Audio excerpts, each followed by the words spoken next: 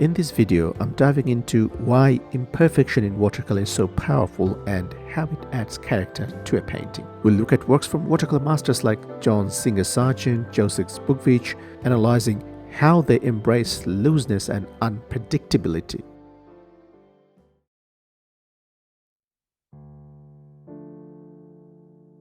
As a kid, I was completely hooked on R.L. Stevenson's Treasure Island. But what really captivated me were the illustrations, bold, dynamic, and full of life.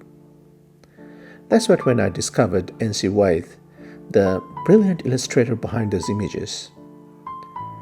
His ability to create drama and atmosphere with every brushstroke felt like magic. Later, I stumbled upon his son, Andrew Wyeth, and was blown away. Later in life, I became fascinated by Andrew Wyeth's work, especially Wind from the Sea and Christina's World. His muted, almost haunting color choices and the way he captured simple subject with such integrated detail really drew me in.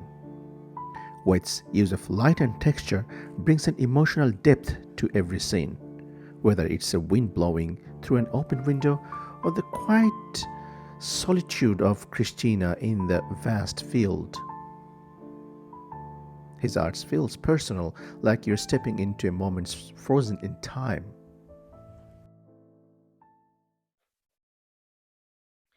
Watercolor is a medium where perfection isn't the goal. In fact, it's often the unpredictable and imperfect moments that make it magical. Today, we're going to discuss why this imperfection is so important. And we're going to discuss some of the masters who have excelled in these sections in the watercolor. First thing to discuss about is the unpredictable nature of watercolor. It's not like oil or it's not like acrylic where you can control each and every brush strokes.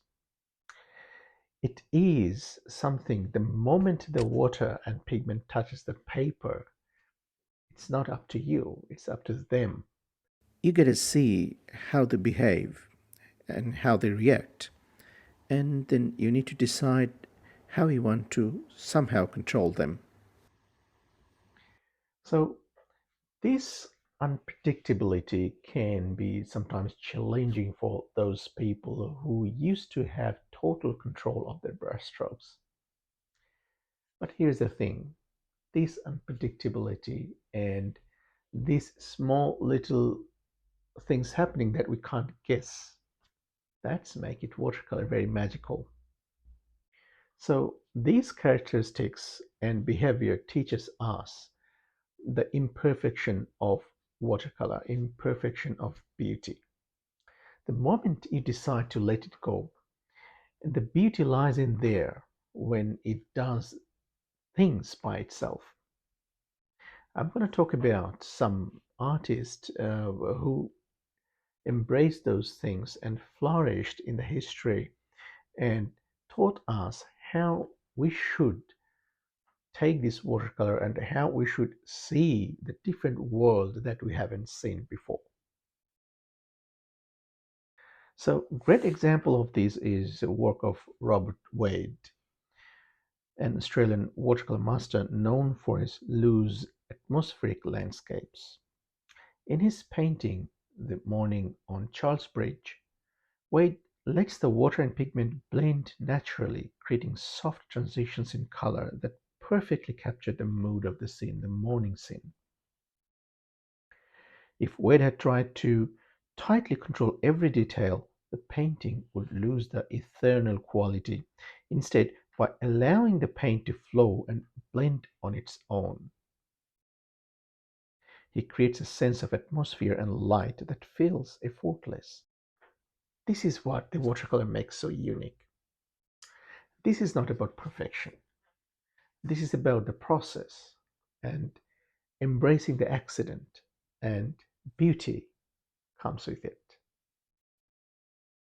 So If you are practicing the watercolor, remember one thing. Don't fear about the accidents that may happen. Don't fear about doing the mistakes. Embrace them. Now, the most important thing about the watercolor is the happy accident. It's very interesting. Like when you paint in oil or acrylic, if you do any mistakes and accidents happens by mistake, you try to cover it up. But in watercolor, no, you don't. Sometimes those happy accidents create something that you will never be able to create that one if you want to. It's just an accident. Sometimes those, I would say that in most cases, like famous artists or even the masters, old masters, they embrace this happy accident. They did something. For example, little tiny effects in the clouds or in the water, in the rain, some wet into wet effects. Probably they never planned, but this happened. So these happy accidents are very important in watercolor, and never try to fix them as well. Sometimes these happy accidents are the reflection of life itself. Things happen in life we never planned, but we have no choice to carry on. This watercolor painting teaches us to do exactly the same thing. When this thing happens, you have to accept it, you have to embrace it, you have to try to find the beauty of it. It will glow up, it will show its beauty at one stage. This is what the masters did as well. In this example, I'm going to talk about the David Taylor, one of another Australian artist. See, he used wet into wet effects so nicely that amused me. And as you can see, you will find so many happy accidents happen there. Small little tiny dot, uh, drop of water onto the wet into wet that created that soft edges with the clouds, with the trees, foliages.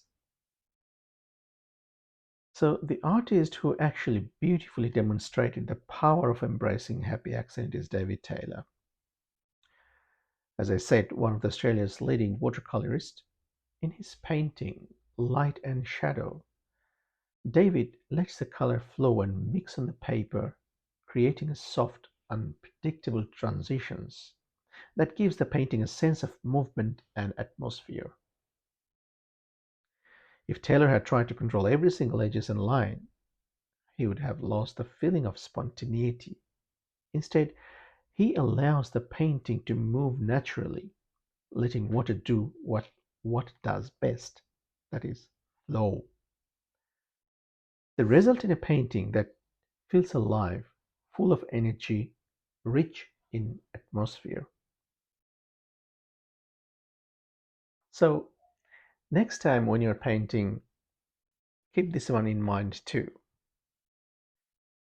When any accident happens, just wait, see how it reacts, how paint and water reacts. And I can tell probably we'll find some beautiful thing will come up with that one.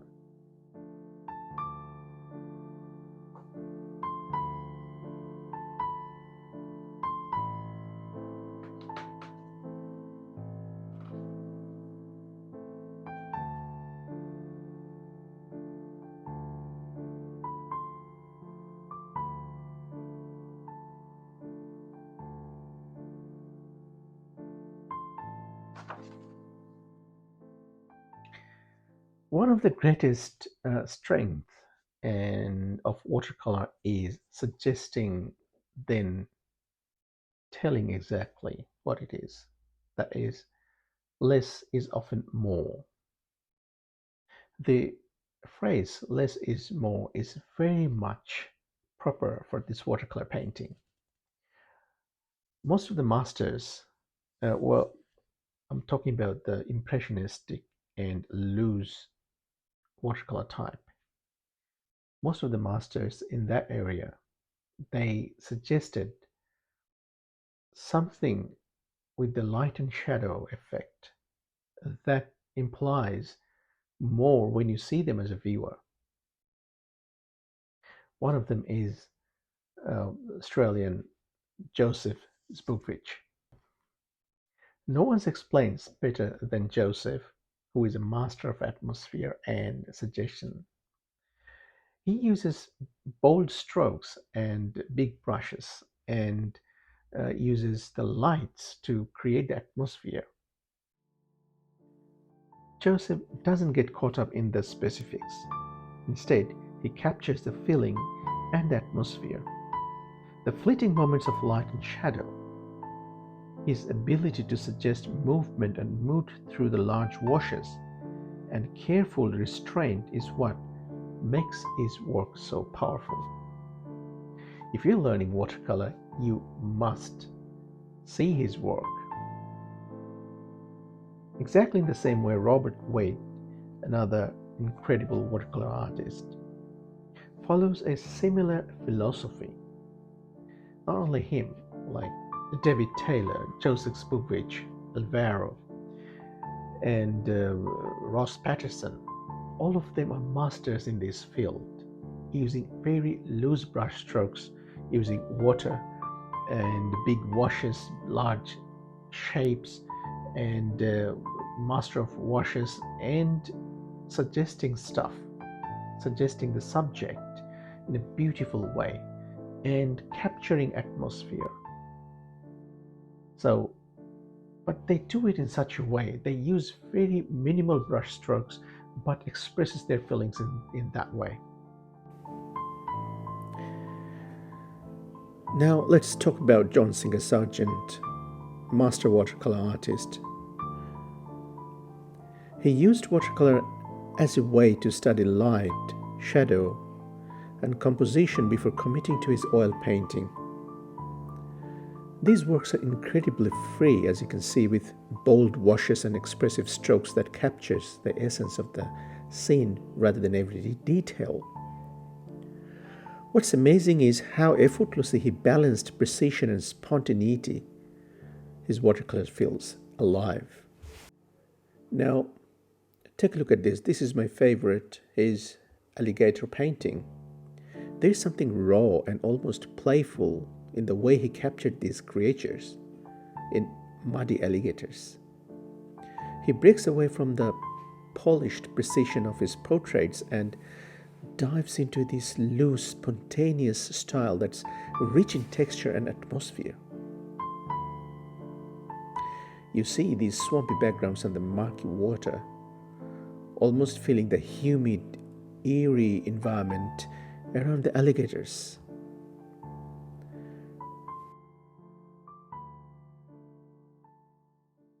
One of the most important things in watercolor is mastering the light, mood, and atmosphere, like all the master did, through the imperfections. It's not about just creating a light and creating the atmosphere. It's about through the imperfections with minimal strokes, big, large brush strokes. This is where watercolor excels. And this is how the imperfection should create the beauty. One of my favorite artists is Andrew Waite and NC Waite. They did watercolor, not that many, but they did watercolor egg tempera. But they were not loose, they were very tight, but in detail. So I'm not against a tight watercolor painting.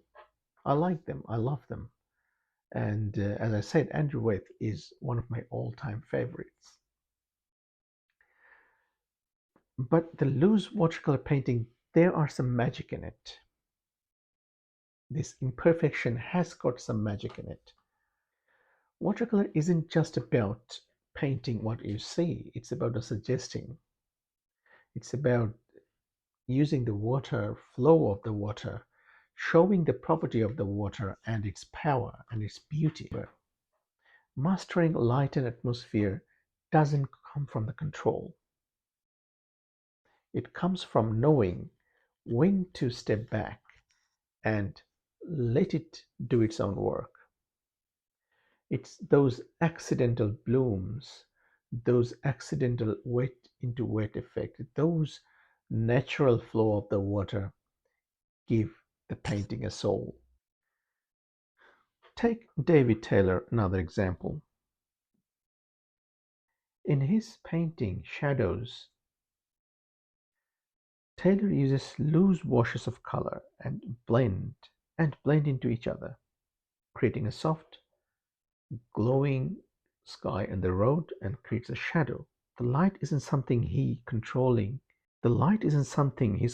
with precision. It's something that emerges from the free movement of water and pigment. In this picture, the shadow, Taylor leaves large areas of the paper untouched to let the light naturally come through. His approach shows the best to capture the light, and that is just to let it happen. Don't force it.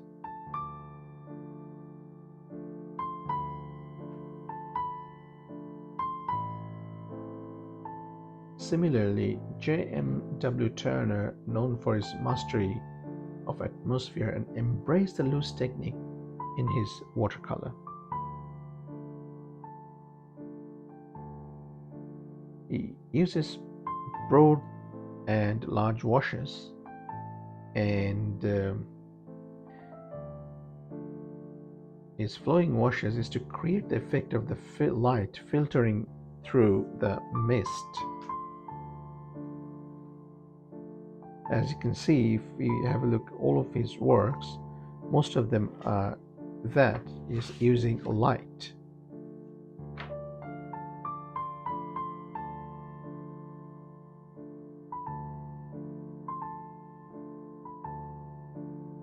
Turner's genius lies in his ability to suggest atmosphere through the barest of marks. Some of his works is barely something he painted, but those make senses. In his later life, I will show something like this. This is the oil painting.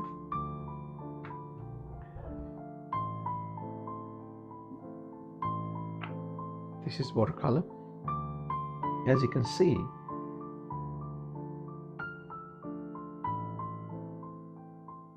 his genius lies in his ability to suggest atmosphere through the very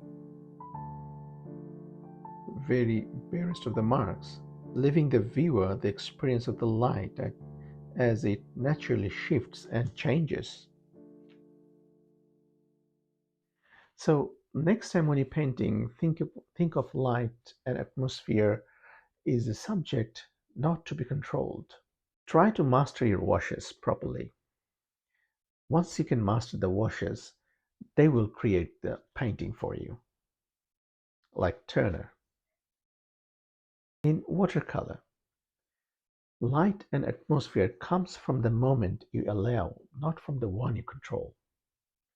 So I would suggest study these artists, classical artists like Turner, even Andrew Wyeth, and classical artists like Winslow Homer. Study them, see their works, and see how they created these masterpieces. Try to replicate the brush strokes they did. If there is one thing that sets the watercolor aside apart from the other medium, this is imperfection of watercolor. Remember this thing. Don't get too fussy with the details. It's the imperfections that make the beauty. So as you continue your watercolor journey, I encourage you to embrace the imperfections. Last thing to remember, watercolor isn't about the perfection. It's about the finding beauty with this fluid form and spontaneous form. I hope you like this video. If you like this, let me know. I'll make some of this video with different artists and their artworks. I will see you in the next video. Bye.